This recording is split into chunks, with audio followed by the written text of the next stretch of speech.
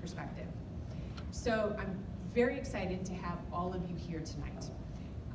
So our first speaker is a woman who is absolutely a dynamo and who has 3 daughters. So she is definitely a supporter of women throughout the process. So I'm going to hand it over to Juliana Stratton, our next Lieutenant Governor. Thank you so much, Wendy, and thank you all for being here tonight. I am so, just the energy in the room, and knowing, I think I heard the plan is actually heading to the polls today. You have no idea how happy that makes me. But I'm so glad to be here. I would love to just, first of all, thank Votes Illinois for all of your work and all of your advocacy and the mission of your organization, as well as Huddle in the Loop. Thank you for everything that you're doing, and it's really an honor just to be here tonight.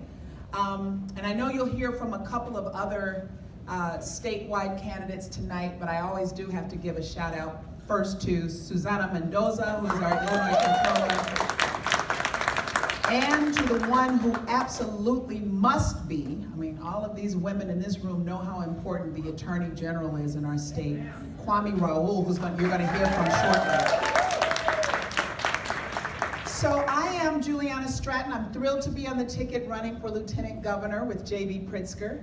And when I think about this journey that I've been on over a year, maybe about 17 months now, I think about where it started. Because when I listened to where these 2 organizations, Huddle in the Loop and Votes Illinois, started, I had a similar story.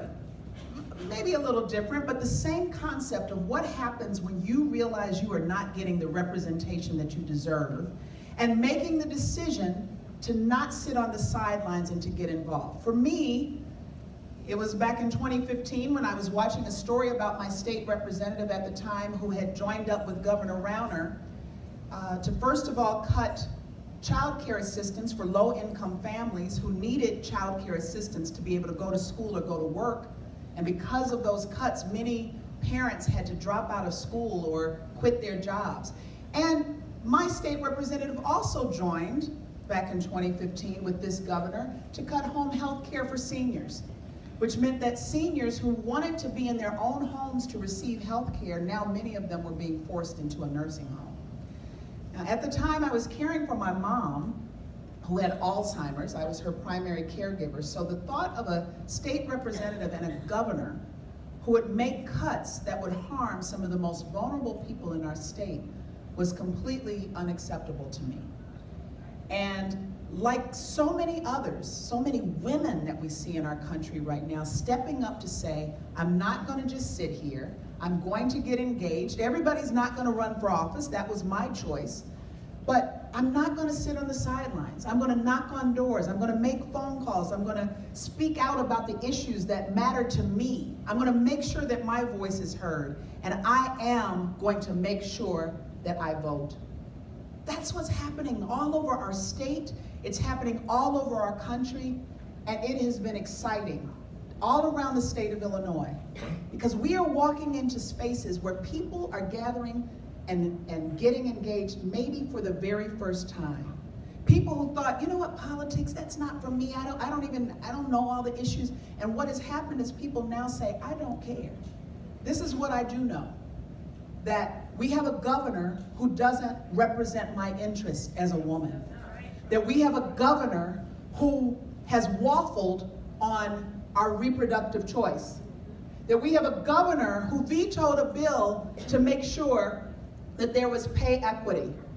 That we have a governor who made cuts to child care assistance, and that disproportionately hit women. That we have a governor who sits silent as Donald Trump and others in Washington try to cut our health care access. And we have a governor who has left too many of our communities behind. When we see that we have a governor who is refusing to listen to the voices of women, well, what do? We get involved, and we speak up, and we use our vote as our voice. That's why this event is so important.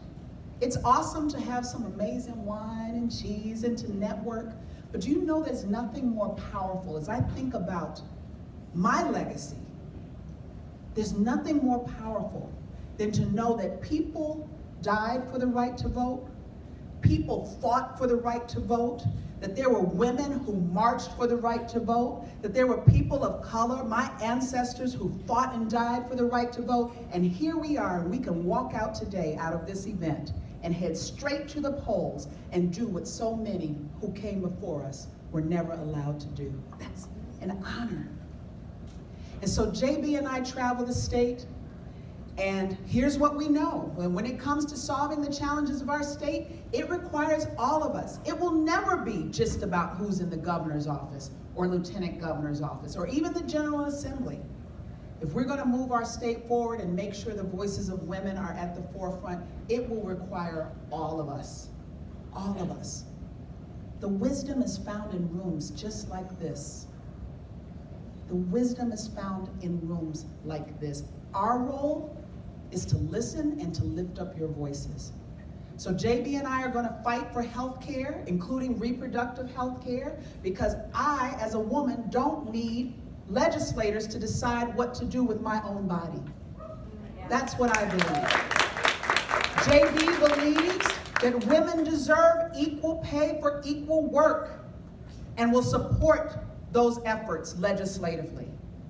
JB and I believe that healthcare is a right and not a privilege. And everyone should have access to a doctor and the care that they need. And we believe that we have to support small business owners, which are create 2/3 of the jobs in our state. And we need to make sure that women-owned businesses and businesses owned by people of color are really supported with access to capital and the tools they need to thrive. This is what we're going to be working on. And even though we have big plans, they have been informed by coming to meetings just like this and talking to women just like you. So, 7 days, because it's not 7 o'clock yet, is it? I count down like as my daughters say, for real, I count down. We're almost at 6, an hour away from 18 minutes. Okay. 7 days, and this is our time. I don't have to tell you, anybody in this room, the things that we've been seeing across our country, and that this election truly is the election of our lifetime.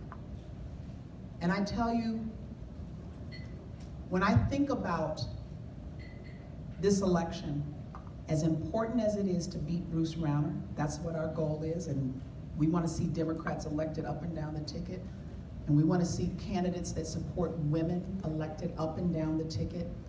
But let me just close by saying this. This election is about more than that. This election is our demonstration of who we are,